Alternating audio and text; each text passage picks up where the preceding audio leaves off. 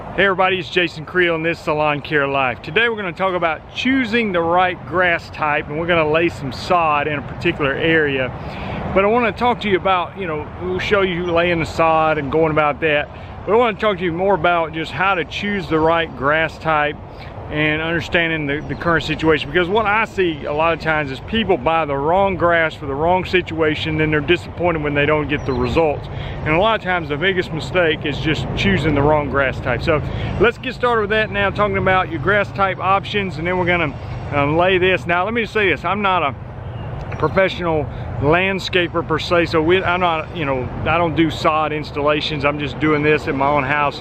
And when people, it may not be the greatest sod job, but what I have figured out is that you can take a bad sod job, and I'm not planning on doing a bad sod job, I'm just saying it may not be up to some of the landscaper standards, but you can take a bad sod job and do a good treatment program on it, and it usually turn out great. And if you take a great sod job and don't have a good treatment program, then it'll look terrible in a year or two. So I feel very confident about the sod choice we've made here and laying it and the treatment program to get this stuff looking great. So let's talk about grass types, selecting a grass type, and then we'll show you putting in the sod that we've chosen and talk to you about that. Now some of you follow the channel and you can have seen what we did last year was plug this yard with Bermuda grass. You can see it's trying to spread. You still got bare spots.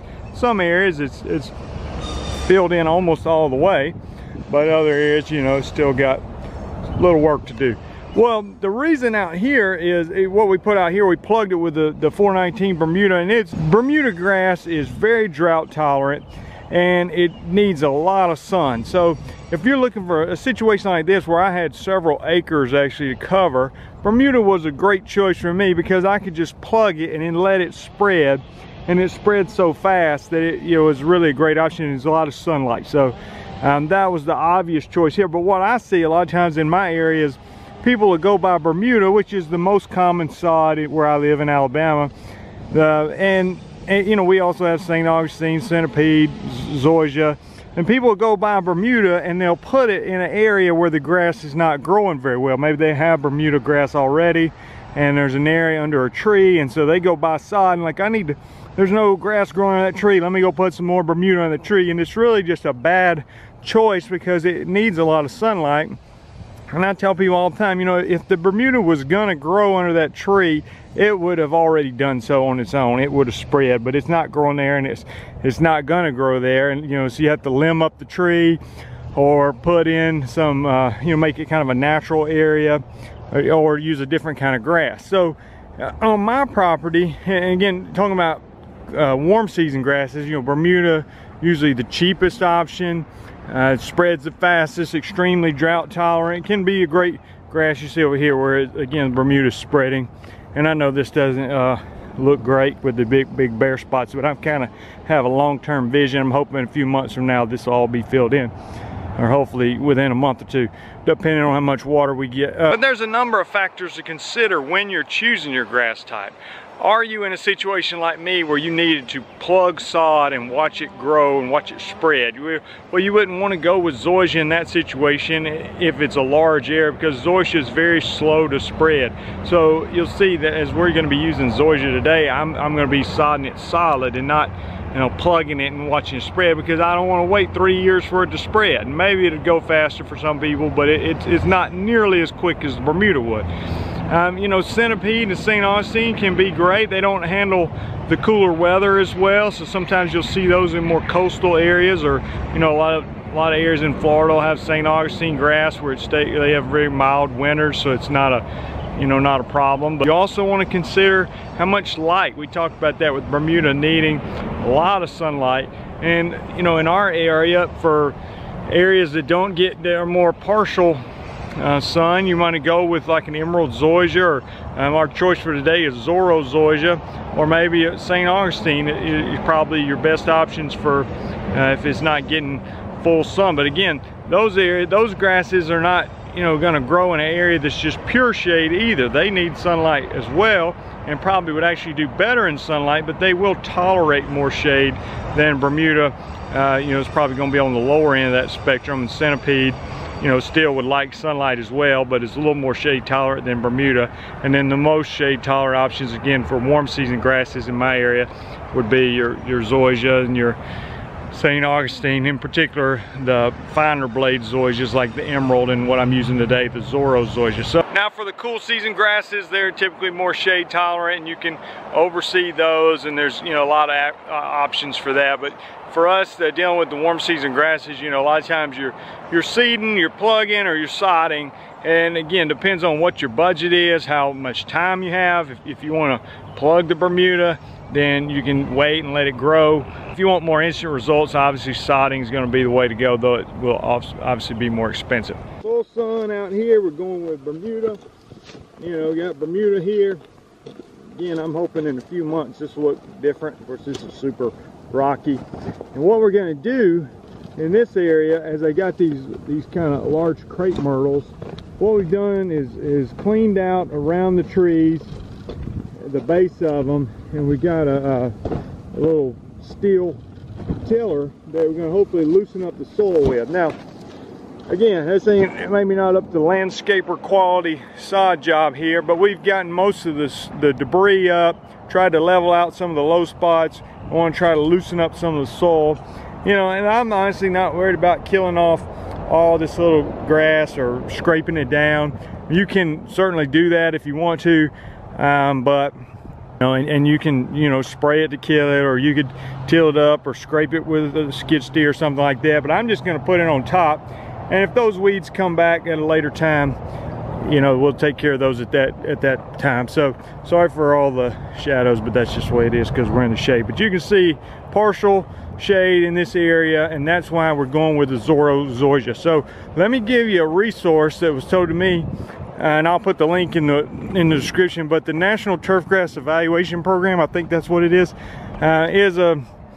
a good resource, good website that you can go, and they compare all these different grasses. So if you go on zoysia grasses, they'll have all these different types of zoysia grasses, and they're comparing them on a lot of factors, like drought tolerant are they, how do they do with cold weather, how green are they, you know, just a lot of factors that would make them a desirable turf grass. And actually what I read was they said that Zorro zoysia, which is our choice for today, is ranked #1 for the zoysia grasses. So it kind of looks a lot like emerald zoysia, and they claim it can make it with just 3 or 4 hours of daylight. So it's, you know, one of your better options for limited sunlight. So that's what I'm going with. And obviously you're gonna have to keep it watered, and that's another consideration when you're picking a grass. You know, how much are you going to water the grass? Like zoysia is not as drought tolerant typically as Bermuda, so if you're not one that's going to water much, you might not want to put zoysia out there, and it also, when it gets damaged, it's not going to bounce back nearly as quickly. You know, if it turns brown, you don't want to let this get brown. So I'm going to get it out and put the water on it right away, hopefully, and so it doesn't turn brown, because it's slow to recover, where Bermuda can, you know, really turn brown from drought stress but bounce back pretty quickly. So let's get started with the work. All right, trying to crank our steel.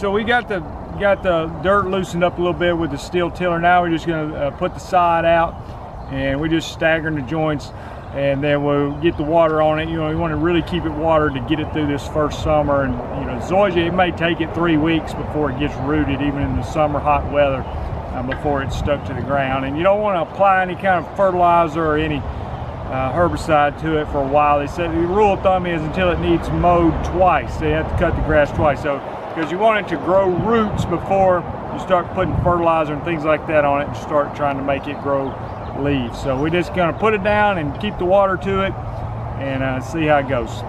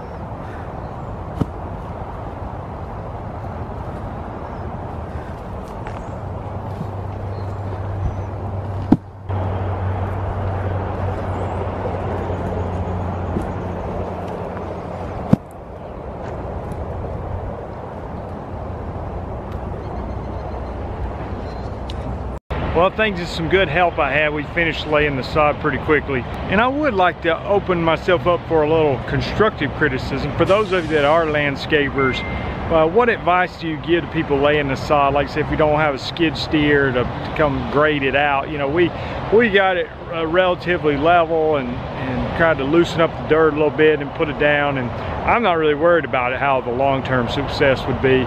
And we're not going to roll it or anything like that. I think over time it'll be fine. You know, maybe in the future I can top dress it if it starts looking rough. But anyway, I think it's going to look great. So let's show you the finished work, and then we're going to put some water on it. But I do want to say this about the National Turfgrass Evaluation Program. I'll put the link again. It's what's great about it is it'll show all these different kind of grasses, and it shows where they did the research in different areas, you know, different cities. So if you find an area that is close to you, or you know, the same growing zone, I think I'm in 7A here where I'm at, but if you find somebody in the same growing zone, then you know you can probably have a good idea of which grass type would work for you. And I'll say this about choosing your grass type: a lot of times it just makes sense to go ask somebody, a lawn care guy or somebody that just knows a little bit more about it, if you don't know what you're doing, because you don't want to go spend a bunch of money on sod and all the work or seeding, or you know, put something out that's just not going to be successful because you picked the wrong type. So do a little research on the front end. If you got to pay a little bit more, like this zoysia was $210 a pallet, you know, I could have probably got Bermuda for $100 a pallet from the sod farm, but what's the point of that knowing it's not going to really do well in this partially shaded area? Again, when it's got full sun, I'm happy to go with Bermuda. So make sure you know what you're doing, do some homework, and talk to somebody if you need help. Here's the finished work. Not exactly perfectly level, but you know, from what it did look like to what it looks like now, I'm pretty happy. The only thing I wish is I had, you know, could have probably used one more pallet to go beyond this crepe myrtle here and over here where this swing is, where it's still partially shaded. Now here it's a lot of sun. I think I'll get Bermuda to grow. Another good thing about this zoysia, you know, the finer blade zoysias like the emerald zoysia and like the Zorro zoysia, they kind of blend in with Bermuda. I mean, you know, I can tell the difference looking at them, but it's not so obvious and awkward. It's not like putting St. Augustine and Bermuda next to each other where it's drastic difference. So anyway, let's get the water on this and keep the water till it gets rooted and get through this first summer, and hopefully I'll have a nice looking yard. I'm working on getting some Bermuda growing back there. Finally got the you see here my tree guys here hauling off the last of this debris. I'm gonna get this graded out and then start plugging the back with Bermuda and hopefully get a lot of that to fill in this year before the cold weather hits us. I'm Jason Creel. Appreciate you watching the video. There's over 500 videos on the channel. If you're in the lawn business, go to lawncarelife.com. There's some resources available for you there. Let's get some water on this sod. Thanks a lot. Got the sprinkler running. I imagine it's going to be running a lot for the next few weeks.